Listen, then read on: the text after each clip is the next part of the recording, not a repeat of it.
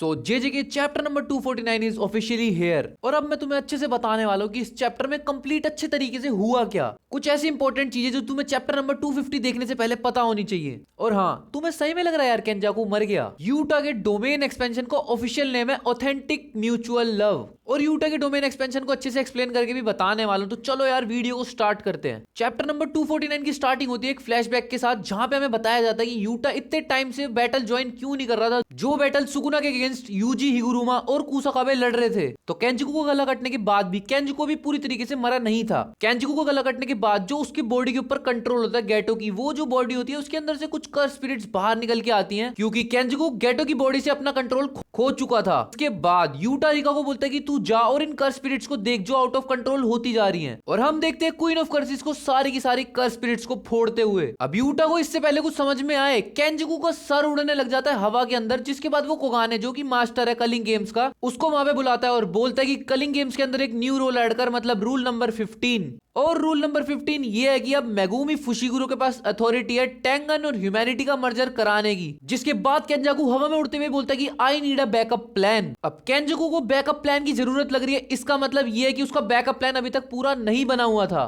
केंजाकू वहां पे ये भी बोलता है कि सुकुना ने तो अपने आप को उत्तराधिकारी बना लिया टेंगन और ह्यूमैनिटी के मर्जर के बीच के लिए रिचुअल, जो कि रिचुअल होने वाला है। अब हम वहां पे देखते हैं टेंगन को, जो कि एम्ब्रियो की शेप में है। एम्ब्रियो का मतलब जन्म लेने से पहले एक बच्चा जो माँ के पेट में होता है वो वाला शेप होता है एम्ब्रियो शेप। यूटा टेंगन को देख के शॉक रह जाता है, और इतने में ही केंजिकू टेंगन के वॉम्ब को भेज देता है सुकुना की तरफ। और चैप्टर नंबर 248 में आई है सुकुना ने इसी वॉम्ब को खा लिया था भाई, खा लिया था उसने इस वॉम्ब को। सुकुना को उल्टी वगैरह नहीं आती है यार, क्या क्या खा लेता है। केंजिकू इससे पहले कुछ बैकअप प्लान बनाया है, यूटा उसके ब्रेन के अंदर ही स्वॉर्ड डाल देता है भाई। यूटा भी लाइक अबे भाई तू अभी तक नहीं मरा, तू मर। अब सीधा ब्रेन के अंदर डाल दिया और ब्रेन का काम खत्म। अब तुम्हें क्या लगता है केंजिकू सही में मर गया? देखो मेरी तरफ से मानो तो मेरे को लगता है 99% केंजिकू मर गया, लेकिन 1% वो नहीं मरा है, क्योंकि गेगे इस चीज का राइटर है। एंड गेगे को सबसे ज्यादा प्यार सुकुना और केंजाकू के साथ ही है। केंजाकू और सुकुना किसी ना किसी तरीके से है नारा से अब तक जिंदा है, और गोजो को इसने अभी से ही मार दिया। खैर केंजाकू स्वॉर्ड घुसने के बाद अपने लास्ट वर्ड बोलता है, जो कि बेसिकली टाकाबा के लिए थे। केंजाकू बोलता है कि उसने हजारों सालों का मजा सिर्फ टाकाबा से तो नहीं निकलवा लिया, लेकिन उसको काफी मजा आया और उसको खुशी है। लास्ट पर्सन जिसके साथ उसने खेला वो था टाकाबा।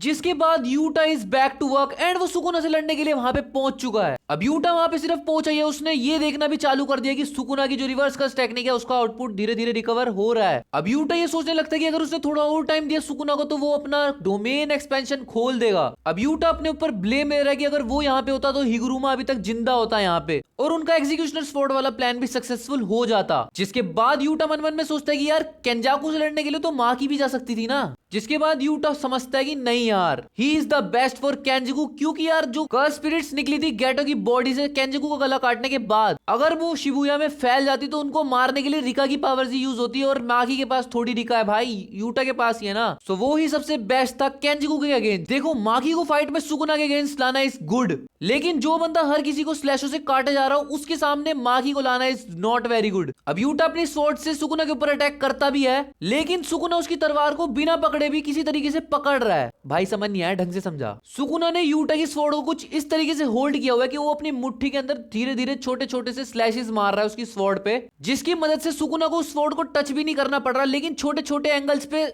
वो स्लैशेस को घुमा रहा है। इसी वजह से वो स्वॉर्ड वहीं पे रुकी हुई है। अब यूटा यहाँ पे एक स्मार्ट मूव करता है, वो स्वॉर्ड को उसके हाथ में ही छोड़ देता है और सुकुना के पेट पे जो मुंह है उसके ऊपर दे के मुक्का मारता है, जिसके बाद उसका मुंह ही चिल्लाने लग जाता है। अब यूटा रिका के साथ मिलकर काफी सारे अटैक्स करता है सुकुना के ऊपर, लेकिन सुकुना को ज्यादा असर नहीं लगता। अब यूटा बोलता है कि उसके केंजाकू को अपने हाथों से खत्म करने की जिद ना होती तो कुछ भी ना होता ऐसा, और उसी की वजह से ये सब सिचुएशंस क्रिएट हुई हैं, तो वो ही सब चीजों के लिए रिस्पॉन्सिबल है। So domain expansion. और यूटा ने फाइनली खोल दिया अपना डोमेन एक्सपेंशन, जिसका नाम है ऑथेंटिक म्यूचुअल लव। लेकिन इसमें प्यार जैसी कोई चीज ही नहीं है, इसके अंदर है सिर्फ स्वॉर्ड्स स्वॉर्ड्स और स्वॉर्ड्स। अब क्योंकि यूटा ने अपना डोमेन एक्सपेंशन खोल दिया है तो सुकुना यूज करता है होलोविकर बास्केट। सिंपल भाषा में ये एक एंटी डोमेन है। अब मैंने तुम्हें बताया कि जो यूटा का डोमेन एक्सपेंशन है उसके अंदर सिर्फ स्वॉर्ड्स ही स्वॉर्ड्स हैं, और यूटा उनमें से एक स्वॉर्ड को निकालता है और सुकुना के ऊपर अटैक करने जाता है। सुकुना को लगता है ये फुद्दू है जो मेरे पे स्वॉर्ड से अटैक कर रहा है। उस स्वॉर्ड से निकलता है सुकुना के लिए एक गुलदस्ता, जिसका नाम है थिन आइस ब्रेकर, जो कि एक बहुत तगड़ा अटैक है। और ये प्यारा सा गुलदस्ता सुकुना की आंख के पास से खून भी निकाल देता है और यूटा बोलता है मैं वो सब कुछ खत्म कर दूंगा जो भी मेरे डोमेन के अंदर होगा। अब सुकुना यहाँ पे यूटा और के प्लान को डिस्कस कर रहा है, यानी कि इनका कोई सेकंड प्लान है जिसको अब सुकुना अपनी तरफ से समझ रहा है। सुकुना बोलता है थैंक्स टू मेगुमी फुशिगुरु, जिसको मेमोरी से वो देख लेता है कि जो यूटा है वो एक ऐसा बंदा है जिसके पास एक कर्स स्पिरिट है एंड उसकी टेक्निक है कॉपी। देखो सुकुना को अब होलो विकर बास्केट का यूज करना ही पड़ेगा, नहीं तो हर डोमेन की तरह यूटा का डोमेन भी एक श्योर हिट जरूर मारेगा।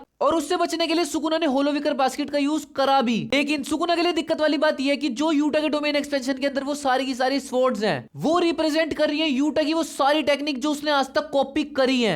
एंड ये चीज सुकुना की फाड़ के रखने वाली है, क्योंकि सुकुना को अपने 2 हाथ और 1 मुंह को होलो विकर बास्केट को मेंटेन करने के लिए यूज करना ही पड़ेगा। अगर नहीं किया तो sure hit by domain expansion पड़ेगा, और अगर वो थोड़ी देर तक और होलो विकर बास्केट की शेप में रहा तो यूटा ऐसे अपनी कॉपी टेक्निक्स को सुकुना के ऊपर ट्राई करता रहेगा। जस्ट इमेजिन अगर यूटा ने टेक्निक कॉपी कर रखी हो गोजो की होलो पर्पल और वो यूटा एक तलवार निकाले और बोले होलो पर्पल, और भाई ज्यादा अच्छी अच्छी चीजें तुम भी मत इमेजिन करो यार, गेगे नहीं करवाने वाला कुछ भी है। जिसके बाद यूजी की स्पेशल एबिलिटी भी यहाँ पे रिवील हो चुकी है, जो कि है सोल को कैप्चर करना, वो भी अपने पंच की हेल्प से। अब ये वाला पंच जो तुम्हें स्क्रीन पे दिख रहा है जो यूजी ने मारा था सुकुना के ऊपर, जिससे सुकुना भी एक बारी को पूरा हिल गया था। तो अब मेन प्लान ये होने वाला है कि यूटा सुकुना को होलो विकर बास्केट और अपनी कॉपी टेक्निक्स के अंदर उलझा के रखेगा, जिसके बाद यूजी देगा उसके अंदर फाइनल ब्लो। यूजी का अब काम है सुकुना को एक ऐसा फाइनल ब्लो देना जिसके अंदर इतनी ज्यादा पावर हो कि सुकुना मेगुमी की बॉडी से बाहर निकल के आ जाए and then they will kill Sukuna.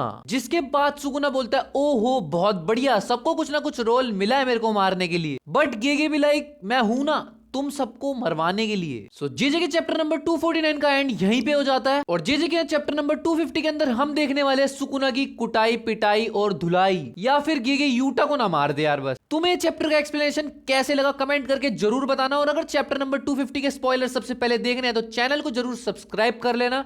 Video पसंद आई हो तो वीडियो को लाइक कर देना। थैंक्स फॉर वॉचिंग, मिलते हैं अगली वीडियो में।